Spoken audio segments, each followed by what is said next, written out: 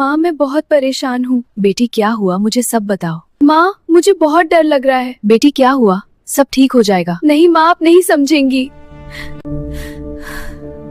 रात के ठीक 2 बजे थे। घर में सन्नाटा था और उस सन्नाटे में एक 13 साल की बच्ची अपने कमरे के कोने में बैठी कांप रही थी।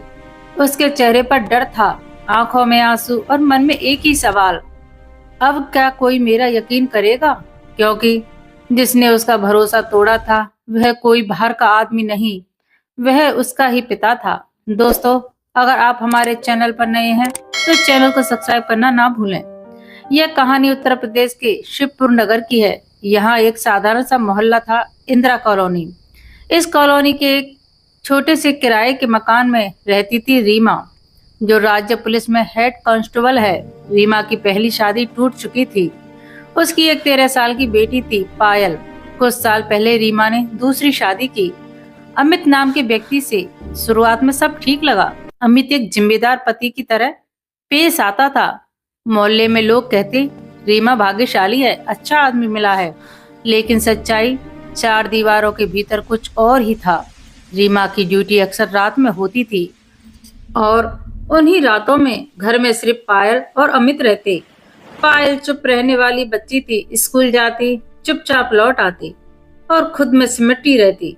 टीचर ने बदलाव नोटिस किया, लेकिन कोई अंदाजा नहीं था कि उस मासूम बच्ची की चुप्पी के पीछे इतना बड़ा डर छुपा है।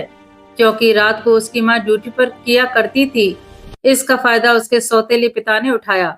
वह उस लड़की के साथ रोज रात को गलत काम किया करता था और उससे उसे धमकी भी दे रखी थी, अगर किसी को कुछ बताया मैं तुम्हारी माँ को जिंदा नहीं छोड़ूंगा।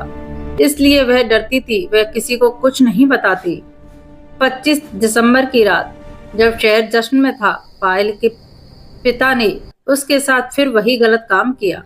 अब पायल टूट चुकी थी। अगली सुबह वह स्कूल गई, लेकिन पढ़ाई में मन नहीं लगा। अब वह उससे यह सब सह नहीं सकती थी। लंच ब्रेक में उसने अपनी सबसे करीबी सहेली से कहा, अगर मैं कुछ बताऊं तो क्या तुम मेरा साथ दोगी? सहेली ने टीचर को बताया। टीचर ने बिना देर किए स्कूल प्रशासन और चाइल्ड हेल्पलाइन को सूचना दी। इधर पायल ने हिम्मत करके अपनी माँ को सब कुछ बता दिया।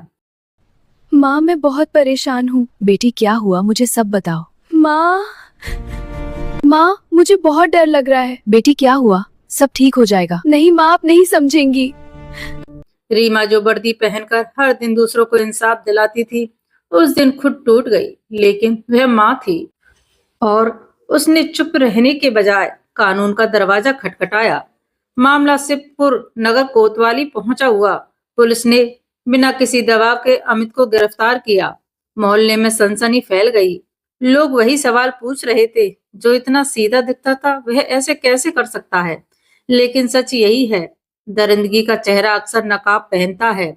पायल आज सुरक्षित है, काउंसलिंग चल रही है, कानून अपना काम कर रहा है। लेकिन यह कहानी सिर्फ एक बच्ची की नहीं, यह कहानी है उस हर बच्चे की जो डर के कारण चुप रहता है।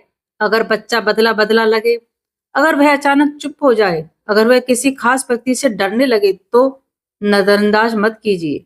रिश्ते नाम से नहीं, कर्म से पहचाने जाते हैं और खामोशी अपराधियों की सबसे बड़ी ताकत होती है। अगर आप या आपके आसपास कोई बच्चा खतरे में है तो आवाज उठाइए, क्योंकि एक शिकायत एक जिंदगी बचा सकती है। तो दोस्तों, अगर आपको यह कहानी अच्छी लगी हो और दिल को छू गई हो तो चैनल को सब्सक्राइब करना ना भूलें। धन्यवाद।